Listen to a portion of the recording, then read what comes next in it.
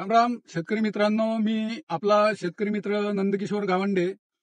आज आहे 2 नोव्हेंबर. मागील काही दिवसात आपण शेतकरी मित्रांना काही वैयक्तिक कारणानिमित्त आपण अपडेट देऊ शकलो नाही. त्याकरता आज मी आपल्याला अकोला, बुलढाणा, वाशिम आणि अमरावती जिल्ह्यातील शेतकरी मित्रांसाठी पुढील दिवसाचे जे अपडेट आहेत ते आज देत आहे.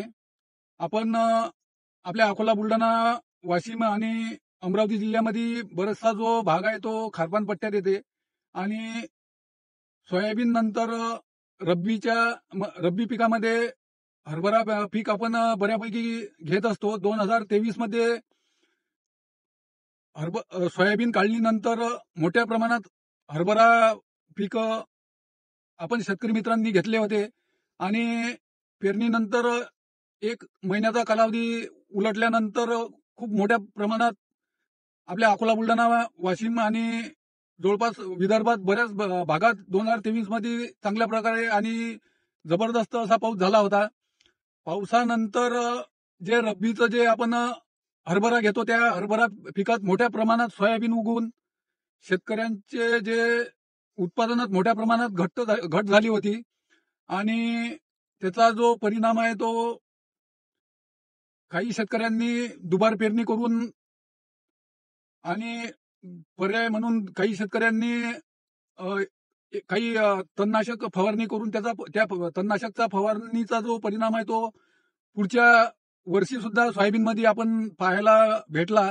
त्याकरताच या वर्षी आपण शेतकरी मित्रांना एक विनंती करत होतो की शेतकरी मित्रांनो, जे पुढील दिवसाचं जे वातावरण होतं, कारण 21 ते 30 ऑक्टोबरच्या दरम्यान आपल्याला अकोला, बुलढाणा, वाशिम आणि विदर्भात जवळपास बऱ्याच भागात आपल्याला चांगल्या पावसाची शक्यता दिसत होती. कारण एका पाठोपाठ 3 कमी दाब हे तयार होणार होते. त्याकरताच आपण शेतकरी मित्रांना एक कळकळीची विनंती करत होतो की शेतकरी मित्रांनो, कमीत कमी 30 ऑक्टोबर पर्यंत तरी सोयाबीन नंतर जे आपण रब्बी पीक घेतो त्या रब्बी पिकाच्या पेरणीसाठी थांबा.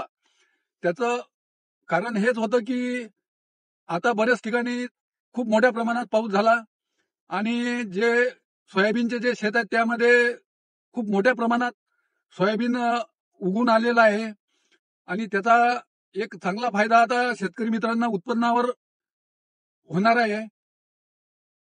आता आपण पुढील काही दिवसाची अपडेट पाहू. आज आहे 2 नोव्हेंबर. 2, 3, 4 आणि 5 नोव्हेंबर पर्यंत अकोला, बुलढाणा, वाशिम आणि अमरावती जिल्ह्यात भाग बदलत पावसाची शक्यता राहील. तसेच 6 तारखेपासून अकोला, बुलढाणा, वाशिम आणि इतर ठिकाणी सुद्धा वातावरण कोरडं होऊन थंडीमध्ये वाढ होईल. तसेच 15 नोव्हेंबर पर्यंत वातावरण कोरडं राहून चांगल्या प्रकारे थंडीचं वातावरण राहील आणि मागील दिवसात बरेच भागात चांगला पाऊस झाला. बऱ्याच ठिकाणी शेतकरी मित्रांची अजून रब्बीची पेरणी राहिलेली आहे. तर आता वापसा होताच शेतकरी मित्रांनी पेरणीची तयारी करावी आणि आपलं जे रब्बीचं पेरणी आहे ते उरकून घ्यावी.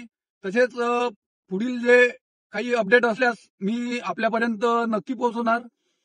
आपल्या नंदकिशोर गावंडे शेतकरी हितार्थ या युट्यूब चॅनलला आपण जर नवीन असलास तर आपण जर सबस्क्राईब केलेलं नसेल तर सबस्क्राईब आवश्यक करा आणि इतर जे आपले शेतकरी मित्र आहेत त्यांच्यापर्यंत आपली माहिती जरूर पोहोचावा, जेणेकरून आपण जसा फायदा घेतात तसे इतर शेतकरी मित्रांना सुद्धा आपल्या माहितीचा फायदा व्हावा.